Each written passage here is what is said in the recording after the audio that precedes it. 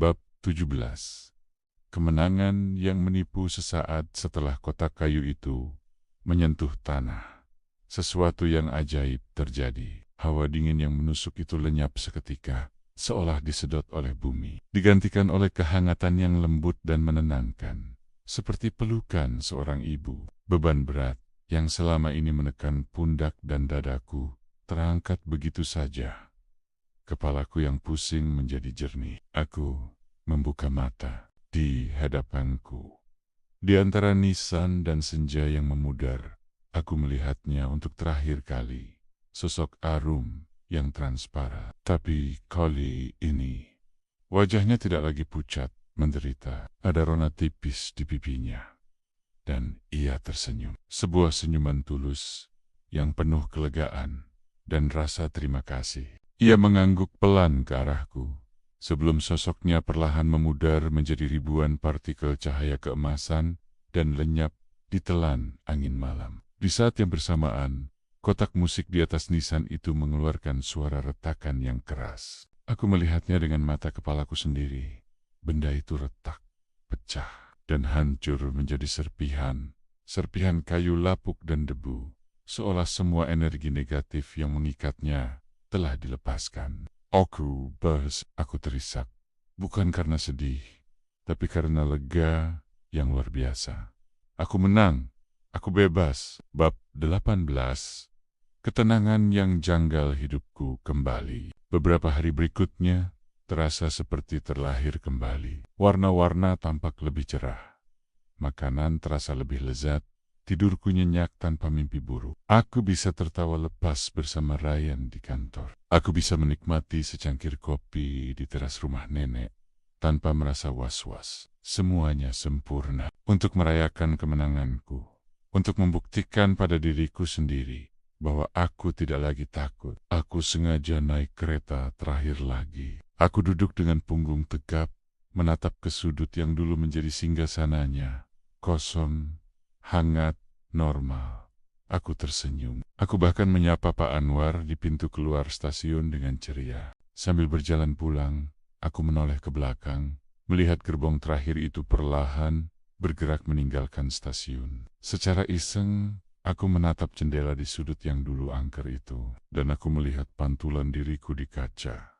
Tapi ada yang sangat aneh. Pantulanku tidak bergerak. Saat aku berjalan menjauh, pantulanku tetap duduk diam di sudut gerbong, menatap lurus ke depan dengan wajah datar dan pucat. Sebelum akhirnya hilang ditelan kegelapan terowongan, aku berhenti melangkah. Jantungku berdebar. Cuma ilusi optik. Gumamku pada diri sendiri, mencoba menepisnya. Efek dari kaca, cahaya, dan gerakan kereta. Aku menggelengkan kepala dan melanjutkan perjalanan pulang. Namun benih keraguan yang dingin mulai ditanam kembali di dalam hatiku. Bab 19. Melodi baru malam itu. Aku tidur dengan perasaan sedikit tidak tenang. Aku terus teringat pada pantulan janggal di jendela kereta. Aku mencoba meyakinkan diri bahwa semuanya sudah selesai, bahwa Arum sudah pergi, bahwa aku sudah bebas. Aku terbangun tepat tengah malam, tapi bukan karena mimpi atau suara aneh. Aku terbangun karena aku mendengar musik, sebuah melodi lagu pengantar tidur yang jernih, indah, dan dimainkan dengan sempurna. Melodi yang sama persis dengan yang dulu sering kudengar sebagai senandung sumbang. Kali ini, nadanya lengkap dan harmonis, namun tetap membawa kesedihan yang mendalam. Aku bangkit dari tempat tidur, mencari sumber suara itu. Panselku mati. Radio tidak menyala.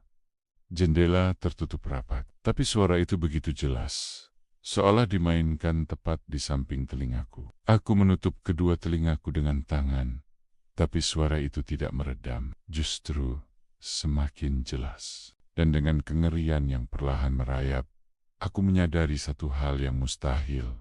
Suara musik itu tidak datang dari luar. Suara itu berasal dari dalam kepalaku sendiri. Bab 20. Pengganti panik. Panik yang dingin dan melumpuhkan menjalari setiap sel tubuhku. Aku tersandung, berlari ke kamar mandi, dan menyalakan lampu. Aku menatap bayanganku di cermin. Wajahku masih wajahku. Tidak, tapi mataku. Saat aku menatap mataku sendiri, aku melihatnya. Kekosongan, keputusasaan yang dalam, kesedihan yang sangat ku kenali. Itu adalah mata Arom. Tanganku gemetar hebat saat aku meraih ponsel di saku celana, berniat menelepon nenek. Layar ponsel yang masih gelap memantulkan wajahku yang diterangi lampu kamar mandi. Tapi bukan hanya itu yang kulihat. Sebuah visi, sebuah pemandangan lain, tiba-tiba membanjiri benakku dengan begitu nyata. Aku melihat interior sebuah gerbong KRL yang remang-remang dari sudut pandang orang ketiga. Aku melihat seorang mahasiswi yang kelelahan baru saja duduk. Ia menghela napas, lalu matanya menyapu ke sudut gerbong. Tiba-tiba, matanya membelalak ngeri. Wajahnya berubah pucat ketakutan. Aku mengikuti arah pandangnya. Dan di sudut itu, di tempat Arum biasa berdiri, kini berdiri sesosok pemuda, mengenakan jaket denim. Wajahnya pucat pasi, tatapannya kosong dipenuhi penderitaan, menatap lurus ke arah mahasiswi malang itu. Pemuda itu adalah aku. Senandung lagu pengantar tidur di kepalaku, kini terdengar semakin keras, menjadi musik latar dari takdirku yang baru. Ponsel terjatuh dari tanganku yang lemas. Layarnya retak di lantai yang dingin. Aku menatap bayanganku di cermin. Namun yang kulihat adalah arwah baru gerbong terakhir. Aku tidak membebaskannya. Aku tidak mengusirnya. Ritual itu berhasil. Aku menerima bebannya dan aku baru saja menggantikannya.